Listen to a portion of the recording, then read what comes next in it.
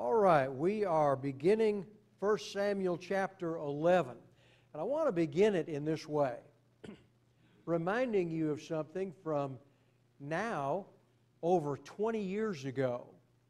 And you probably remember the day. I remember it. I was back in my office studying. It was in the early morning. At that time, I had a small television set sitting in the back corner of my office. And I heard a commotion, somebody saying something, and I turned that on, and the date was September 11th, 2001. And there was the vision of the Twin Towers, plane crashing into them, smoke billowing out, news reports on, and I, like so many others, had my jaw dropped open, my eyes bugged out in disbelief of what I was seeing. Comments from news staff were that this country would never be the same.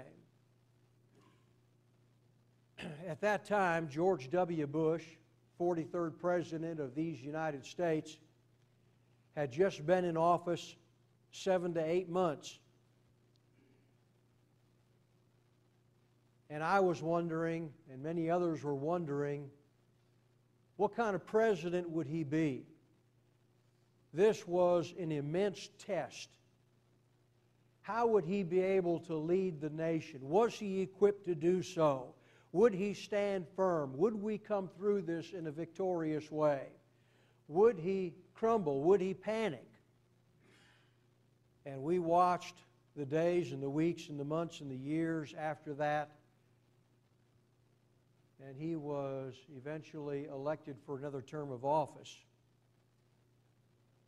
So you think about that, and you think about him rising to meet that challenge and leading our nation through chaos and threat. That happens in governments. Closer to our day and time is what President Zelensky is encountering in Ukraine and leading that nation. It also happens in business. If you can remember back to the 1970s, when Lee Iacocca was put in charge of the Chrysler Corporation to try to lead it through and help it to survive. And those were the days of the introduction of the K-cars and the minivans. And he was able to lead that corporation so that it would not fall into bankruptcy and disappear. If you think about it religiously, you might think about how men are appointed elders in local congregations, and they have been appointed in local congregations beginning in the first century, beginning with Paul's first missionary journey, as they converted people to Christ. And in those localities, in those cities they traveled, they then returned to those places and appointed elders. And it's been going on ever since then. And sometimes when men are appointed elders, it can be a little flattering. Who? Me? You think I'm capable of doing that? Well, maybe I am. I'll give it a try. Maybe I think I can. And it's somewhat flattering to be put in that position. And it can feel rather noble. But just like governments and just like business and corporations, there will come a time of testing. There will come a time when trouble comes to a congregation, when maybe personalities begin to clash, or doctrinal error comes through the door in some way, or a marriage begins to crumble, and almost when it's too late, a phone call is made to an elder to come and see if that can be rescued. Or membership will be disgruntled over some action that's been taken or an action that has not been taken or the way it's been taken. Shepherding souls is unlike any other kind of leadership. It's different from presidents. It's different from corporations.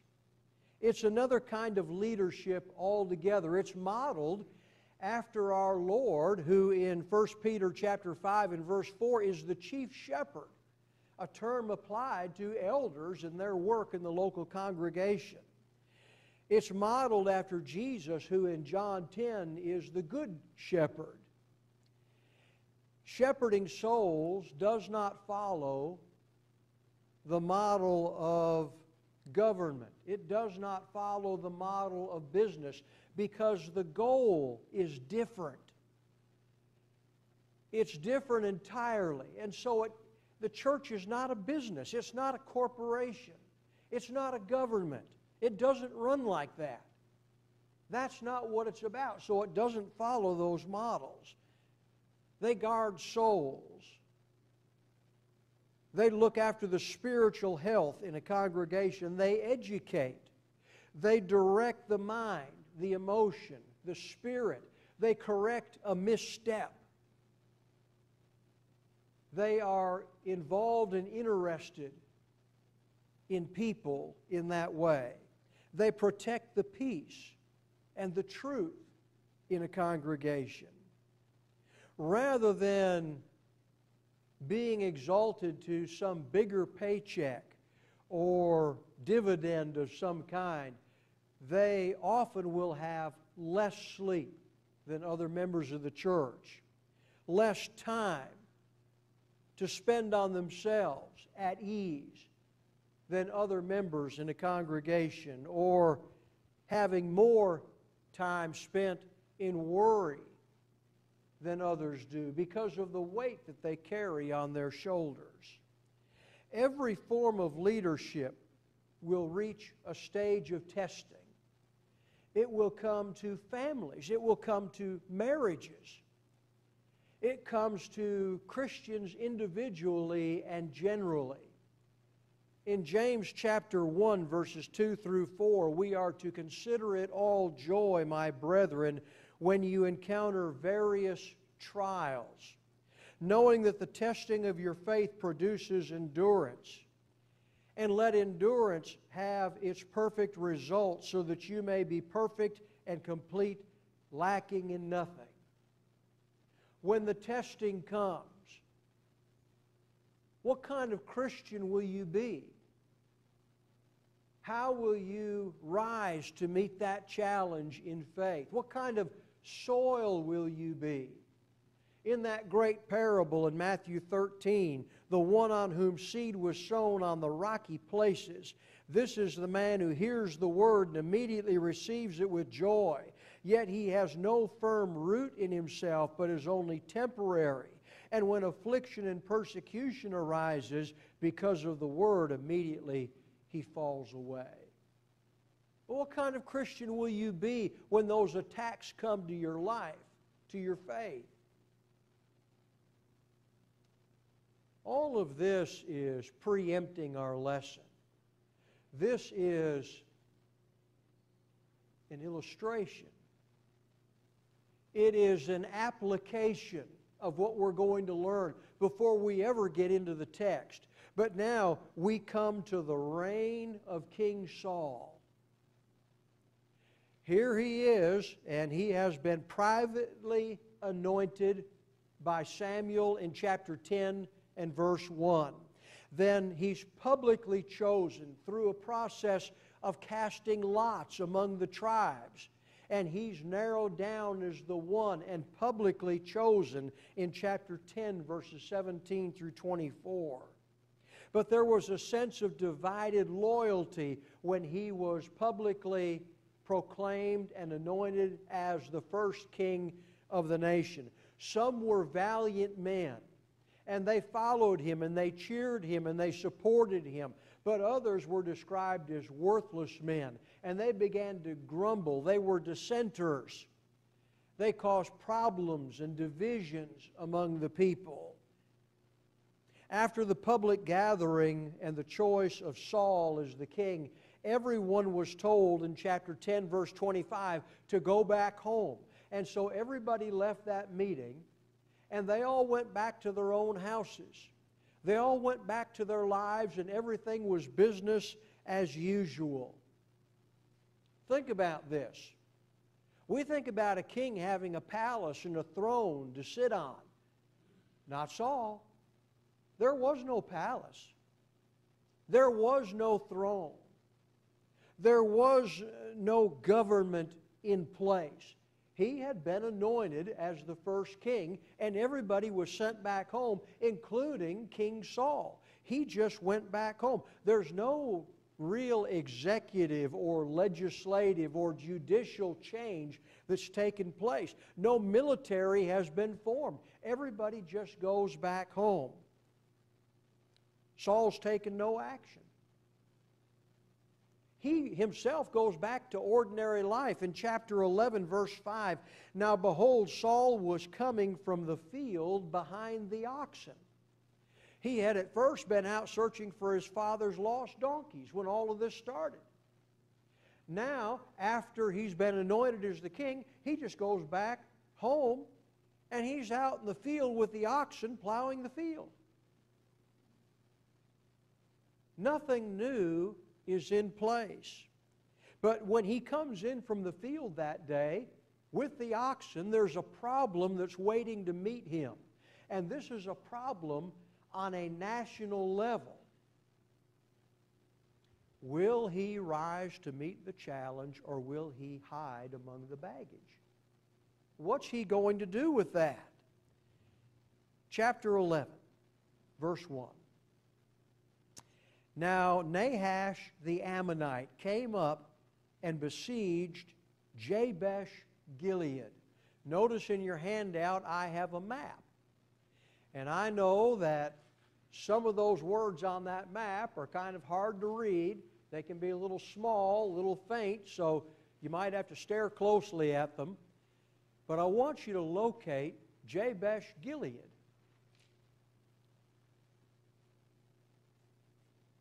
Where is that on the map? If you were going to tell somebody its location, what would your reference point be, and where would you say Jabesh Gilead is?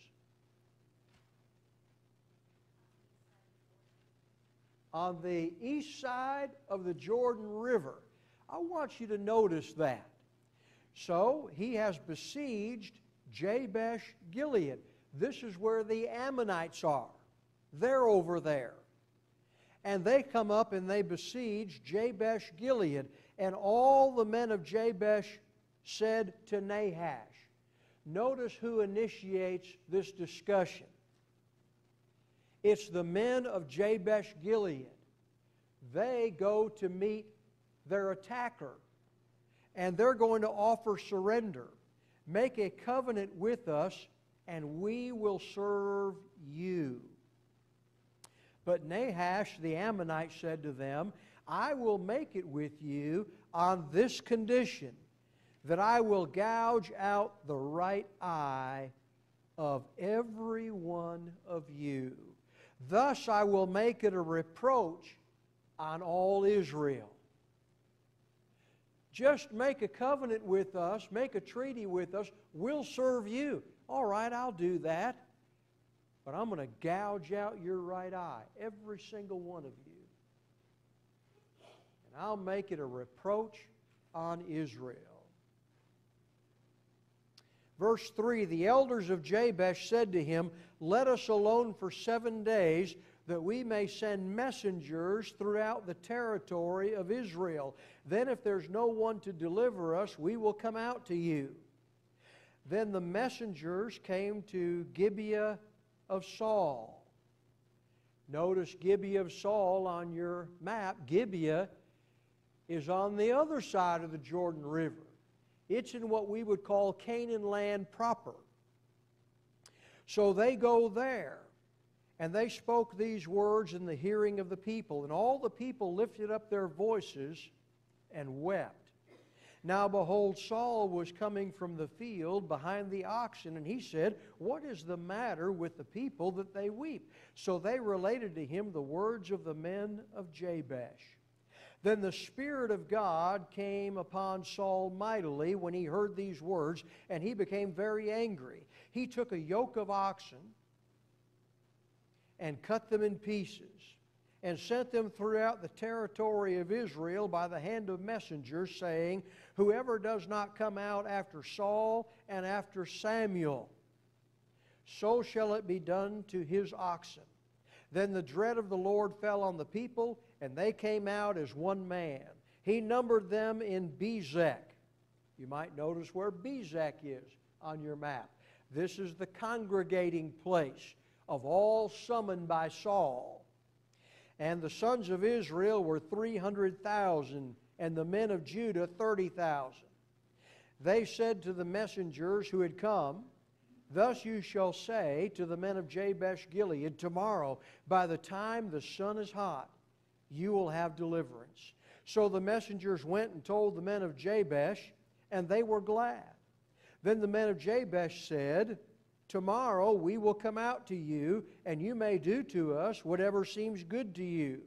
The next morning Saul put the people in 3 companies, and they came into the midst of the camp at the morning watch, and struck down the Ammonites until the heat of the day. Those who survived were scattered, so that no 2 of them were left together. So what is the idea of laying siege to a place? How is it done? Why is it done? What's it meant to accomplish? Laying siege to a place. Describe it. What is it? It sounds like destroying it. All right, we need to dig a little deeper. How is that destruction accomplished? You starve them out. You surround a place. Nobody goes in. Nobody comes out. Water supplies are cut off. Food supplies are cut off. You starve them out. You might remember something like that in the Old Testament with Samaria, when people were eating the most horrible things they could find. There were occasions in Old Testament siege where 2 women agreed to eat a baby or a donkey's head. And there's mention of dung, maybe as cooking fuel. Horrible things to think about. People starving to death. That's laying siege to where they have no recourse but to open the gates. Otherwise, they're going to die. So laying siege might take months. They might have a stockpile of food and water, and you could be spending months there, starving them out. And then they may actually do some attacking along with that to hasten the process. But the idea is to starve them out, food and water, until they have no recourse but to open the gates. It's interesting that in this time, this occasion, the men of Jabesh Gilead come out to the Ammonites and say, "Give us a week, give us 7 days. We want to send couriers around to all the nations, to all the tribes of Israel, and see if there's anybody to rescue us." And the Ammonites said, "Go for it." So the siege opened up enough to be able to send some men out to go look for help. That's how sure the Ammonites were. Remember the situation. They've just had a change in government in Israel. A king has been anointed for the first time ever. Everything's sort of in transition. Nobody's quite sure what's happening or how it's going to happen. No army's been formed. Nothing's really been changed. What an opportune time to do something like this. Go for it. They don't have anything. There's 12 tribes. There's no unity. There's no cohesiveness. There's no nothing. Go ahead and look for 7 days. And so they send them out to do that. Think about how vicious the Ammonites are. They're not even satisfied with surrender. They want to gouge out the right eye. In the days when I used to play some video games, you would play against other players. And if they would defeat your character, some of those other players weren't happy just defeating you. They'd do a thing called teabagging. Anybody ever heard of that? Anybody know what that is? They would make their character stand over your corpse of a character and do this,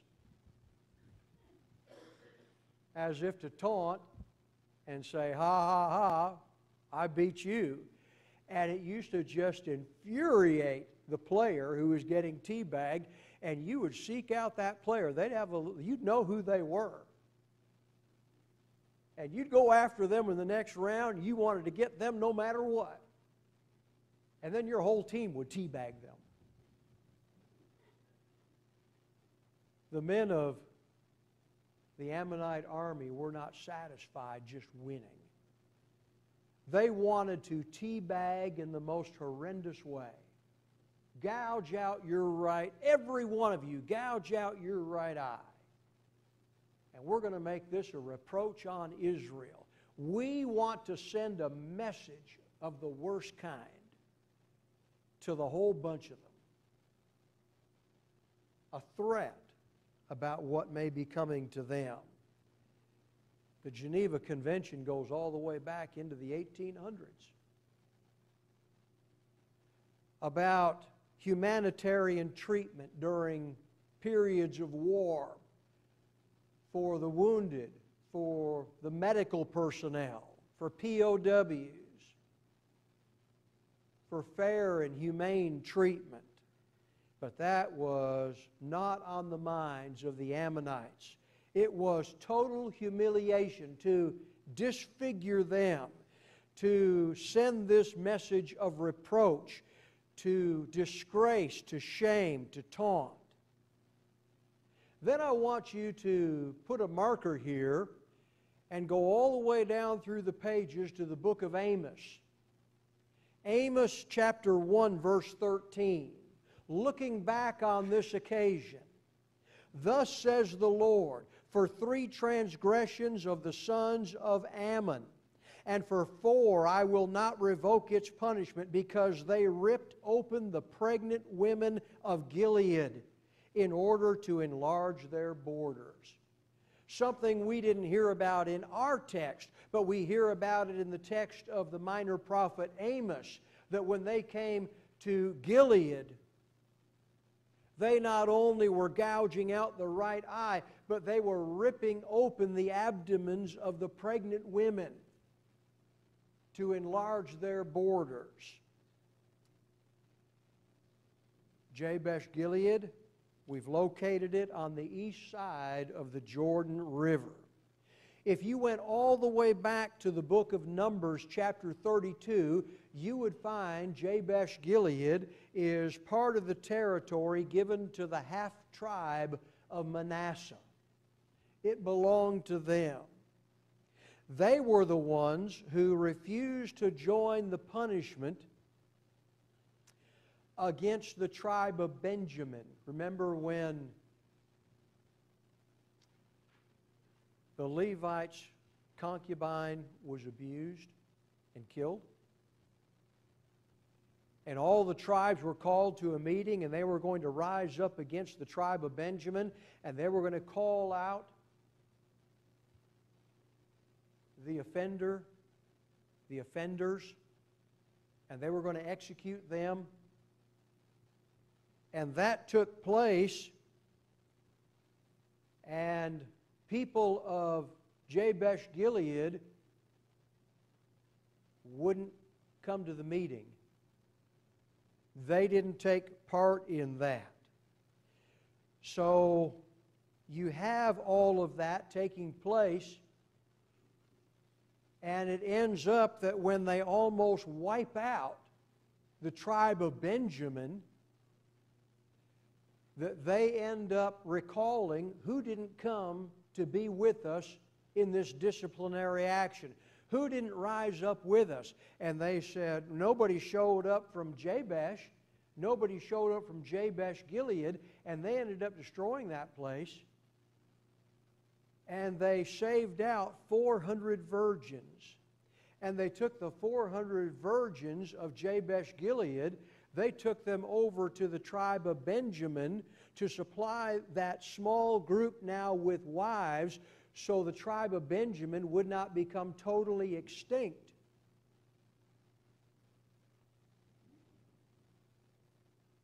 All of that took place, that offense against the concubine in Gibeah. So now, down the road of time, you have Jabesh Gilead, who is under threat from the Ammonite army, and they're calling for the tribes of Israel to come help them. But when the tribes of Israel called Jabesh Gilead previously to come and help them with the Benjamite problem, they wouldn't come. But now they need their brethren to come and rescue them, or they're going to lose their right eyes.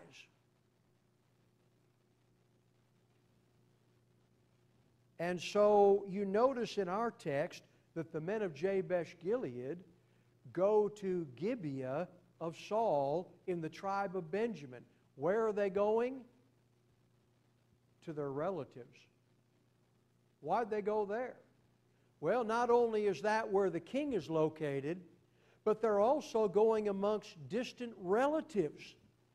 It was the virgins from Jabesh Gilead who were taken to the tribe of Benjamin to keep that tribe alive. So down through the course of time, they're distant relatives. And they're in Gibeah, they're weeping over what's taking place across the river to their distant relatives. And Saul's coming in from the field, and he begins to hear all about this. Nahash is not worried about any opposition. 7 days are set in motion. And when they come there, and Saul's coming in from the field, and he hears about this, he decides to rise to the occasion. And in verse 6, then the Spirit of God came upon Saul mightily when he heard these words, and he became very angry. How would you explain to somebody what that means? The Spirit of the Lord, the Spirit of God, came upon Saul mightily. What is that? What might it be? How might you describe that to somebody?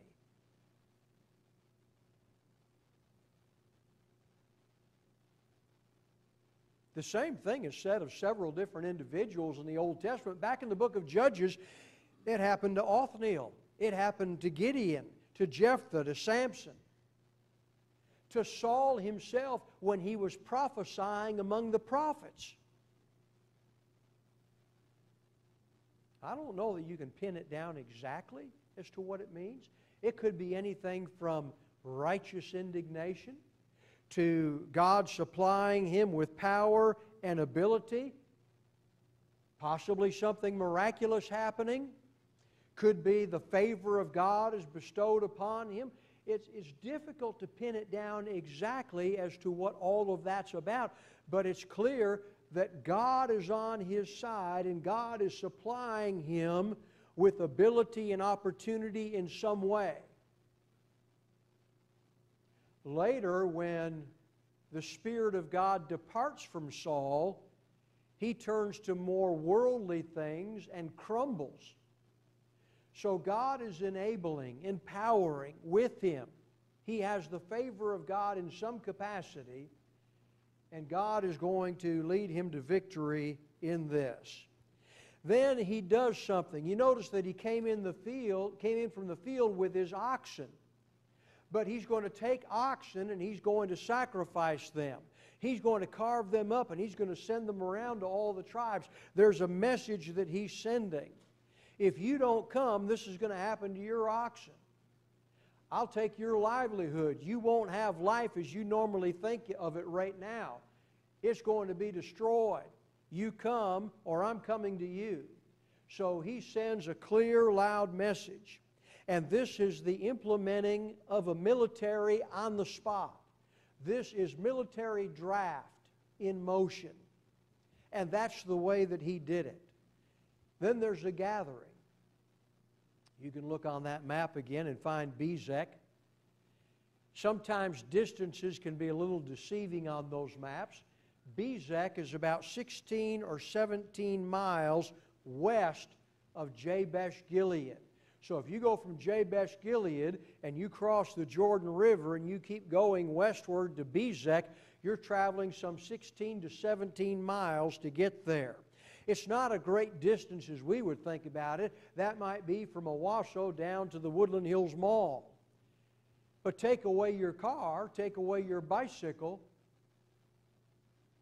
travel that on foot as an army over rough terrain without a smooth road to follow. That's formidable. That distance means something. Remember, the Jordan River runs through a valley. And on either side it rises. So the terrain is rough. And it's going to take a while to travel that distance, even though it sounds small to us. So there are some 330,000 at Bezek who gather together. The messengers are then sent to Jabesh Gilead. They're sent back there with the good news. And the good news down in verse 9 is, tomorrow, by the time the sun is hot, you will have deliverance. When is the sun hot? Huh? No, sun's hot all the time. Yes, in the afternoon. You know how it is in the fall or the late spring. You might open windows and enjoy that fresh air in the morning, but around midday, somewhere around there, you shut those windows because it's starting to get hot outside. And so sometime noonish to mid-afternoon, they would have their deliverance. That's the promise that is given to them. So they go with this information, and they go back in verse 10. The men of Jabesh Gilead said, tomorrow we will come out to you. They're telling this to the Ammonites, to Nahash. They said, tomorrow we'll come out to you, and you may do to us whatever seems good to you. So they've stalled them, and I would suppose, I don't know for sure, but it would seem to me like tomorrow must be the seventh day. Otherwise, why would they say tomorrow? They just say, you know, we've still got 2 days left or whatever. We won't say anything. But they told them, tomorrow we'll come out. And that would likely be the seventh day. Their time is up.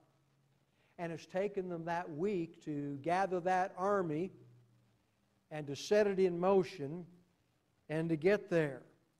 So there's the timing. And down in verse 11, the next morning, Saul put the people in 3 companies. And you see that formation several times in Scripture.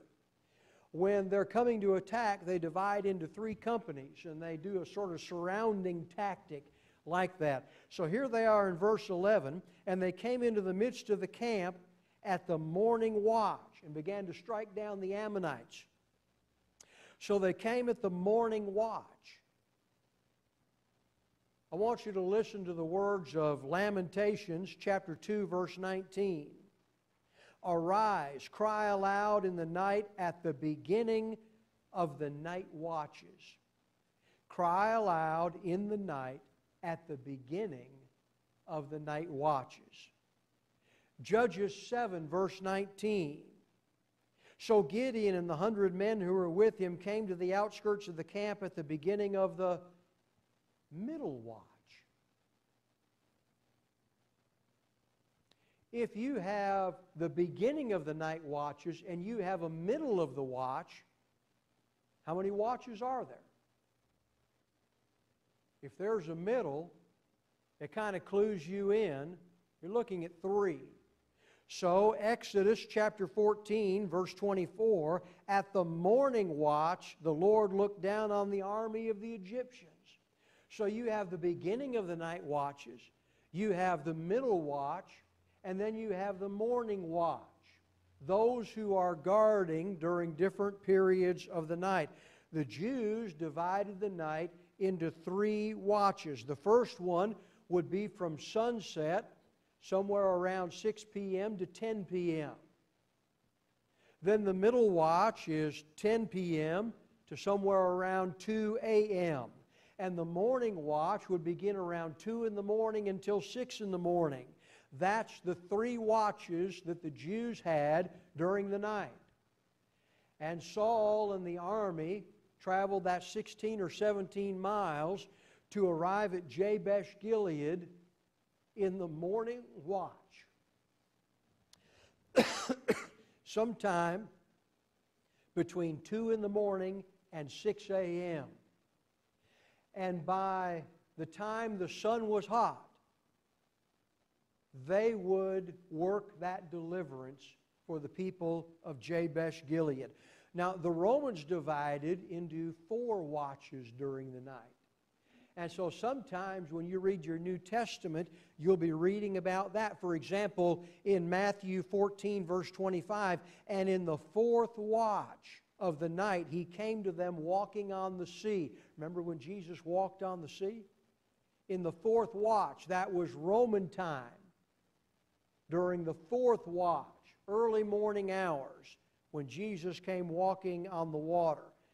Saul's army would have been traveling all night under cover of darkness over rough terrain to arrive on the other side of the Jordan River at Jabesh Gilead in the morning watch. And then I want you to notice something here. Look at verse 3.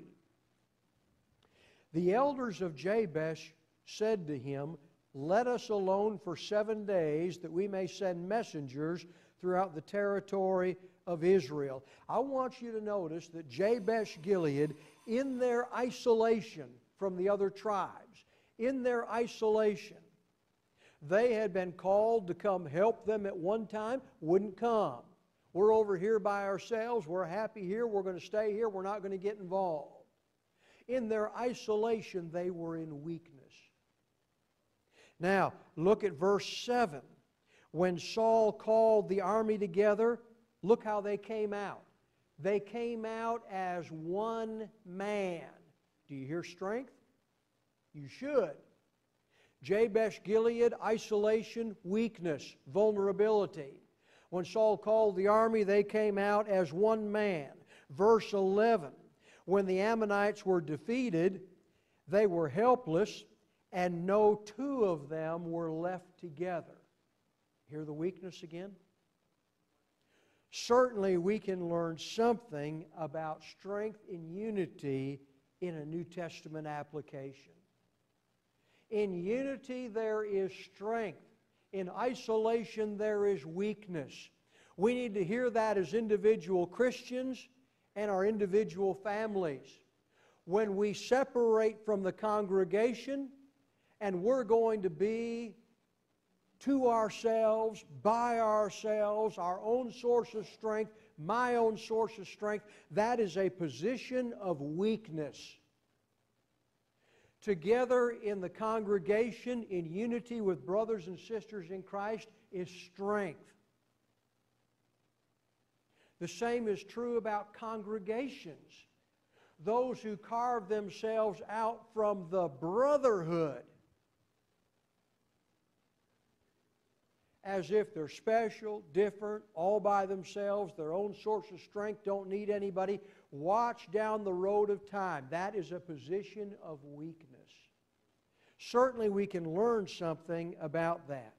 Then you get down to verses 12 through 15. A man there said, Now, who is there? No, that's not it. Is it? 1 Samuel 11, verses 12 through 15. Then the people said to Samuel, "Who is he that said, 'Shall Saul reign over us?' Bring the men that we may put them to death." But Saul said, "Not a man shall be put to death this day, for today the Lord has accomplished deliverance in Israel." Then Samuel said to the people, "Come, let us go to Gilgal and renew the kingdom there." So all the people went to Gilgal, and there they made Saul king before the Lord in Gilgal. There they also offered sacrifices of peace offerings before the Lord. There Saul and all the men of Israel rejoiced greatly. When that victory is won, it brings a 100% approval rating. You say, well, Saul was already made king. Yes, but there were dissenters. There was division. This time it's unanimous. This is a bringing together of the people. Some suggest executing those who at first had bad-mouthed the new king. But Saul squashes that and turns their thoughts toward God and thankfulness. Samuel uses the opportunity of this great unity to renew the kingdom. He does that as they are brought into unity with each other, as they make sacrifices to God and are renewed with their God in covenant, and as they learn to rejoice together, they are renewed as a kingdom. You can think about that maybe with some applications on a congregational level. How are we renewed as a congregation of God's people when there is full support for church leadership, when members learn to be at peace with one another, and there are no grumbling dissenters, when repentance and commitment is made toward God, when everybody responds together in that fashion? God's people have always, will always encounter problems, grumblers, unfaithfulness, opposition. But the turning point is in moments like these, when there is a great struggle, and they work through that struggle together and come out on the other side, and they are renewed in this way. Thank you for your good attention in class. We begin in chapter 12 next week. We are dismissed from Bible class.